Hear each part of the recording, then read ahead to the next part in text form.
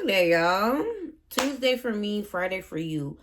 In full transparency, this is my first time that I've did my video and had to do more than one take. The first take, I just kind of didn't know where I wanted to bring my head at. And so I had to pause, take a step back, and ask myself, what do I want to talk about this week? So, couple of things. First thing is I did not vlog last week. I actually made a video, but the video felt more like something that I needed for me instead of kind of giving that to the world. And so I kept it for myself. Because it was really just an emotional, it was like emotional outpour of emotion, of feelings and like where I was at in life. And I needed to express that somewhere other than my head, but I don't feel like I needed to post it. And so I have it, and I'm keeping that video for myself just to kind of remind myself that, you know, you can get through anything, because I was really in a bad space last week. I'll be honest with y'all. I think that's the reason why I needed to retake this video, because I wanted to ask myself, like, really, how honest do I want to be this week? And I want to be extremely honest, because I've been extremely honest, and it helped me. Last week I was in a bad space. The holidays were coming. I was feeling a lot of heavy grief from the fact that, you know, we're nearing up a year of this poor child not having a mother in his life. Just like thinking about the year that I've been through, thinking about all the shit that I've gone through, thinking about how, you know, in that week, the week before that, like we were kind of struggling, trying to figure out what was going on with our food stamps because of all the things that's going on with the government. We got that. We actually got 2 months at one time. So our fridge is full right before the holidays, which was great, because then, of course, the holidays, all the food from the holidays came, and we're moving right into the next holiday where there's going to be more food, more family, more love. And I needed it because I was in a bad space. One of my friends and I had gotten into it a little bit. We are since back cool and good. But even that experience had me feeling frustrated, because I realized that, like, in this life, there are going to be people in this life that hurt you, that love you, and they don't mean to hurt you. They're not looking to hurt you, but they're going through their own shit as well as you're going through your own shit. And what I'm learning right now, what I've been learning in the last year of my life, is how to find the balance between, like, I understand why you did that to me, and, like, I'm not going to keep on letting shit like this happen to me. And I'm still working through that right now. And I think that's the reason why I was trying to figure out what direction I want to take this week's vlog. This week's vlog is just going to be a annual, I feel, reflection, or 1 year reflection of everything that I've been through in the last year. Literally today, last year, I made the video and put it on my TikTok that was just like, I'm about to get a 14-year-old. He'll be here in a few weeks. I don't know what to feel about that. I don't know what to do. I don't know if I'm going to be good enough. I don't know if, you know, what I have to offer him is enough. I just remember being so scared. I'm still a lot of scared, but I feel like I'm a lot less scared because my mother-in-law, I realize that she is super, active in this situation, and her being this active actually makes me feel a lot more secure. I'll be very honest, like, knowing that she's stepping in, knowing that she's speaking up, knowing that she's kind of helping my partner with co-parenting this baby, it helps me, because I don't want to co-parent. I'll be honest, like, I want to hold space for that kid. I want that kid to know he is loved, and I do believe that he feels loved by me, but I feel like that is kind of the extent of what I am willing and ready to provide. Hold on, job. Give me 20 minutes. The phone at my job and I already started ringing, but we gonna take our little 20 minutes, okay? That is the extent of what I want to provide. And I feel like at first I was kind of ashamed to be like, I don't want to co-parent, and I don't want to be a part of certain things as it pertains to this child. And I kind of felt like that was wrong. I kind of felt like you're supposed to want to be 10 toes down if you're in this situation with somebody. And I just honestly feel like that's not the truth. I don't think anything in this life you have to do anything out of obligation. At least I'm not going to allow myself to feel like I need to do anything out of obligation in this life, because this is my life. Like, at the end of the day, nobody else is gonna have to be accountable for my life but me. And I have gotten to the point in my life where I am tired of making my life choices about everybody else. And so as much as I love this man and I want to be with this man and I hope that I can continue to be with this man, I have to be able to be with him in a way that works for me. Just like he is obviously being with me in a way that works for him. Like, he's not doing anything that he didn't want to do.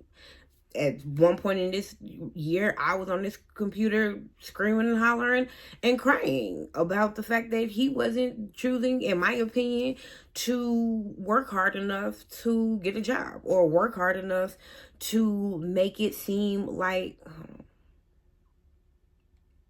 I'm sorry, y'all. Okay, my bad, work. But I realized that, like, I felt like he was kind of dragging his feet as it pertains to, like, stepping up in certain ways around here. That didn't change the way that he moved. And I'm starting to learn that for myself. Like, people might feel a way that I say that I don't want to be a part of the co-parenting of either of my stepchildren. But that's my truth.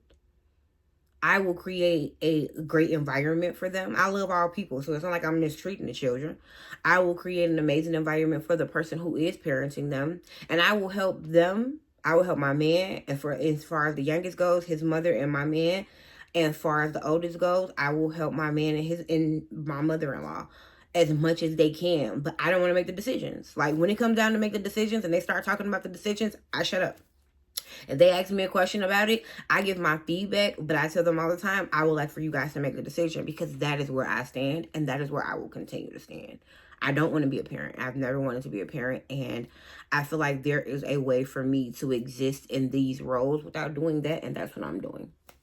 The romantic aspect of my relationship took a really big hit in this last year, and I realized that, like, if this is what happens when you get a kid that's able-bodied and already been in your life, I can only imagine what new parents go through when they first have a baby. I feel like when there is another life involved in your relationship, the things that are wrong or the things that are not so perfect in your relationship are amplified, because not only are you looking at this person because of, like, how they act and what their decisions mean for themselves, but it's like, that's the example you want to set for your kid. That's how you want your kid to think of you. Like, a lot of this year, I found myself judging my partner, looking at him like, that's how you want your kids to think about you. That's how you want your kids to see you. And I realized that, like, before he can think as a father, he had to think as a man. And so I don't regret the thoughts that I've had, but I do understand that they were riddled in judgment that I don't have to recreate. And I'm not going to try to recreate that judgment. Like, I don't want to judge him. I don't want to judge anybody. I just have to understand that, like, I'm human, and sometimes we are going to judge people because in our minds and in our hearts, we truly believe that we can handle situations better than other people could. I don't know how the fuck I would handle this situation. So I can't sit here and keep on picking this man apart and being like, if I was taking care of my son, I would be doing this. If I was doing that, I can't do that. The most that I can do is ask myself, what are you willing to do? What are you not willing to do? And show up authentically. And that is what I've been working on in this relationship, honestly. I don't know what our romantic relationship is going to be moving forward, because I have a lot of disdain in my heart for my partner, if I'm being honest, and he's aware of it. I can tell that he can feel the difference.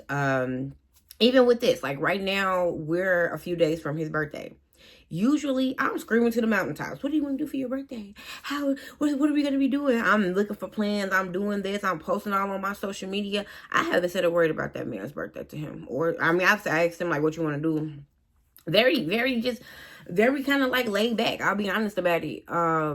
I realized I was a little leaned forward in this relationship, and not in a bad way, because I am a lean forward type of person. Like, when I fuck with something, I fuck with it. I over obsessed. As y'all can see, I got yarn everywhere, because once I start fucking with yarn, I fuck with yarn. I vlog every week, because once I start fucking with y'all, I fuck with y'all. I want y'all to know what's going on in my life. When I started this relationship with this man, I gave. And I don't think there's anything wrong with the way that I was giving. It's just, I had to understand that, number one, he wasn't used to receiving in that way. And so it kind of A lot of it was smacked away. I'll be honest with you. A lot of it was pushed away, smacked away. I feel like he tested me a lot in this relationship. And now I'm kind of guarded. I'll be honest, I'm kind of guarded, and he can see it. And he's told me, like, I could tell that you kind of guarded. And I'm going to win you back. I'm going to open you back up. I'm sorry, you know what I mean, that I've closed you up a bit and I've made you a bit guarded. Now, what he does not understand is I have a non-negotiable within my spirit. I will never open up the way I was those first 5 years of our relationship. Never again. He will never have that version of me ever again. But do I think that there is another version of our relationship that could be great and amazing? Awesome. Yes. Am I invested in making that happen? No. I actually am more invested in creating a cohesive understanding, like family unit, friendship situation. And then kind of just, as my platform grows, if this relationship cannot grow with it, then I am actually more so okay with moving forward with my life on my own. Now, does that mean that I don't want to be with him? No, because if I didn't want to be with him, I would just leave. I love him. And I think a lot of what I've been thinking about and going through these last few weeks has been torn, because there's a lot of love and respect that is here in this friendship, in this relationship, that I don't want to lose. And I'm not saying that I would lose it by breaking the relationship up, but I feel like I want to know what's going on in his life. I want to know what's going on in his son's life. And so because of that, I want to be around them. But I'm also understanding that, like, I don't want to be around them from this place of, like, hopelessly, helplessly devoted in love anymore. Like, that's not my truth. That's not my truth, because in this last year, I saw him be someone in the state of tragedy that I wouldn't want to go through another tragedy with. Like, we went through something really hard where we really needed to, like, communicate and, like, be each other partners and, like, be each other's best friend and, like, be each other's safe space. And if I'm being very honest with him and myself, because I've said this to him as well, is like, he was not my safe space. I got left on an island. And I had to keep telling him, like, hey, you're leaving me on an island. And he kept on going, I'm sorry, you're right, I am. And it's funny because a few weeks ago, maybe about a week or so, I had an interaction with my mother-in-law that made me realize that, like, not that he can't help it, right? Because I got to stop telling myself, like, people can't help things, because people can't help things. But it created in me a lot more grace for my partner and his lack of communication skills. My mother-in-law came over one Saturday, unannounced, mind you. We didn't have the kids, so obviously we're having alone time. She comes in the house, and she just wanted me to sew a pair of pants. She wanted me to sew a pair of pants. She could have just walked in the house. Hey, y'all. How y'all doing? Happy Saturday. I'm only here for a little while. Can you sew a pair of pants for me, Reed? That could have been it. And that could have been it. And I could have been, yes, ma'am. Of course, I could have sold them real quick. They are a family that likes to play. And their playfulness is actually, like, kind of, I gotta stop calling it mean. They just play hard, right? So they do, like, the, like, she came in, I'll just give you the example. She walked in the house and was just like, I'm finna cuss you out today. And I was just like, huh? Mind you, the night before, me and him was drinking up in the house, because when you in your own house, you're gonna get fucked up. And I had just started back drinking Hennessy, or Douce, actually. So I used to drink tequila. Now I'm back drinking dark liquor. Been drinking Douce for the last few weekends. It was actually cool. Last weekend I had a little bit of heartburn, but I think I had the heartburn just because I was doing a little bit too much, moving around, shaking, and I had ate that food. All that high sodium food, and then put that Douce on my chest. Ooh, baby, my chest was hot. But I actually have been enjoying Douce and kind of giving tequila a break. Regardless, I'm kind of feeling a little toasty. It's Saturday morning. First of all, I had to put clothes on for her to come in, because, again, we're naked. Biggest adjustment of my life this last year is having to put on clothes throughout the day, because this is my house, and I don't live in my house with my man. I'm usually naked here. She come to the house, and she's like, I'm finna cuss you out. And I was like, And usually I can, in my head, I can tell myself, she's just playing. Just laugh about it.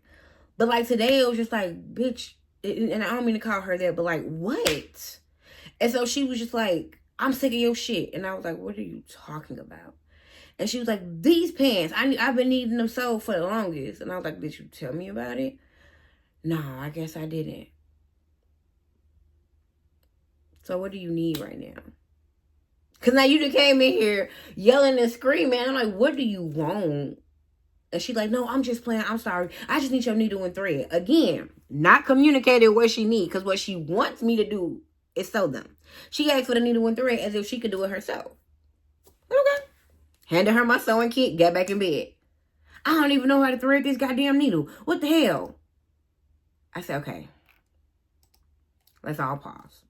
I said it out loud to her. I said, so this is why I can't find a way to communicate with your son, because this is how you talk. I said, what do you need today? You need the hole in these pants sewed, correct? Yes. You cannot do it. Would you like for me, the person who you know that can sew, to do it? Yes. I'm sorry. Literally her exact words was, yes, I'm sorry. No problem. I grabbed the pants. I sewed the pants. I made sure the pants were good. I gave them to her, gave her a hug, laid back down. No, actually, I gave her the pants, and after I gave her the pants, I was about to have my weekly bubble bath.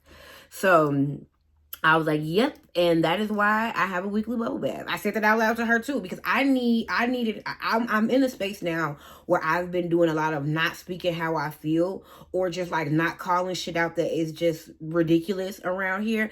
And in the last 5 or 6 years, I've been experiencing that lack of communication, both from his mother and from him, and then learning to try to keep his sons from doing it. And I'm just like,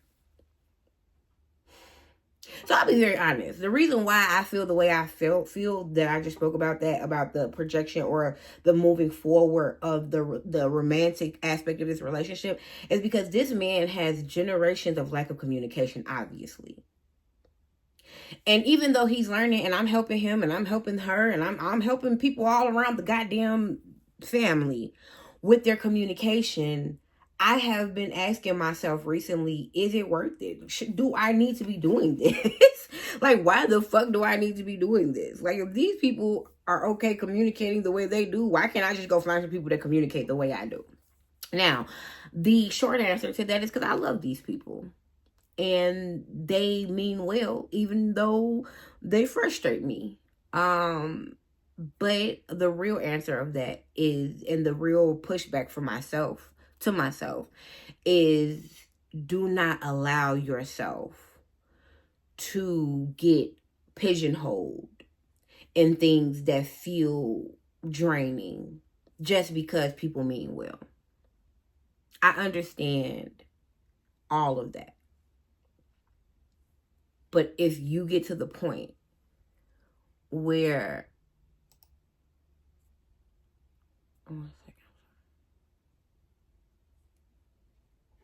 but if we get to the point where this is too much for me, where I need 2-3 baths a week, where I need to be screaming and hollering and frustrated, then I do have to leave. Because maybe the communication issues are too deep-seated. And I don't want to be a person who's out here trying to save something that isn't really working on its own. Now, the beautiful thing is I do see the change. Like, after that exchange with my mother-in-law, when she left, she sent me a text message and apologized. And was like, you know what? You're right. Because at the end of the day, communication skills, no matter how different communication skills are from one family to another, it's not hard to fucking communicate. It's not. And when I call them out on their shit, they're always just like, yeah, you right, our bad. And so maybe they will do more of the work. Maybe they will realize that the energy that comes with me is an asset, and as a family, I can see them grow. And if so, then I have no problem staying here, because I love all of them dearly, and I have spent the last 6 years of my life with them. You know what I mean? But that's kind of the turning point that I'm at right now. That's the impasse that I'm at. It's like, if I don't see enough growth, both in this romantic relationship with my partner and in the holistic familial relationship that comes with my in-laws, then I do need to leave, because I am a person who wants to see something different happen in my life, and I can't have that if I'm here trying to work on how to fucking ask for what you need with 3 generations of people. Like, I can't do it. I can't do it, because life is already hard. And that's kind of, as I wrap up, because we're at 20 minutes, that's kind of my stance right now. And that's where I have been kind of planting my flag and just like calling him, his mother, anybody. And it's not just in his family, because there's other people. Like, I have friends that have struggled recently with communicating with me. And I'm gonna be honest, like, my flag that I'm planting is, I love the fuck out of you if you are in my life. If you are watching this and you are in my life, I love you. But you got to do your own fucking work. And I'm going to see you doing your work by the way I interact with you on a day-to-day basis. If I have to keep on interacting with you from this same place, if I got to keep on pulling you out of these dark places, if I got to keep on doing this shit for you, I'm done. I don't care who you are. I don't care if you're my mother and she made me. Life is already hard by its own. We're going through all this bullshit, all of these politics, all of this fucking global warming, all of this other bullshit, crime, everything. Life is already hard on its own. I'm not about to be around people that make it harder. I will be by myself. I will be by my motherfucking self before I get involved, whether romantically, familially, or platonically, with people who don't know how to fucking say what they mean and mean what they say. And that's my biggest problem in this family sometimes. It's like they will mean, that's really awesome, I like that, and say, that ain't shit, and point out the thing that could be better about the thing, even though that thing that could be better about the thing doesn't change from the fact that they really like it. And like I told them, I don't do that. I didn't come from a family that do that. In my family, yes, we will point out the thing that can be better, but we also voice our positivity. And that is what I've been pushing for my in-laws. Be yourselves. Joan on each other. Joke on each other. You guys have helped me in the last 6 years get a crazy, amazing, thick skin. Like, I wasn't that person, because I come from a very emotional family. A family where we are scared to tell each other when we're mad at each other. So I've brought a lot of that form of communication to my family. And so it has been helpful to be around these people. Like, it's not so much that it's like, I'm around a fucking bunch of wolves and I'm just this angel. No, like, what I learned from them was necessary. But I realized that I haven't been very vocal about what they can learn from me. Y'all can learn some compassion from me. Y'all can learn how to say things and not say them in the rudest fucking way you thought about it. You can also learn to stop playing so fucking much, because life is not a fucking joke. Now, I have to learn to kind of play a little bit more, because sometimes I'm a little too serious. You know what I mean? We can all stand to bend. And I think that is where I am after a year of being here with this baby and being in this relationship and being in the toughest year of the 6 years of our relationship, is we can all stand to bend. And if every person is willing to bend while doing the work that they need to do, then we'll have a really great experience. But you can't fake the work. And I have gotten to the point in my life where I'm not going to let people fake the work with me. And you shouldn't let people fake the fucking work with you neither. Do your work and expect the people in your life to do their work. I love y'all, and I hope y'all have a great weekend.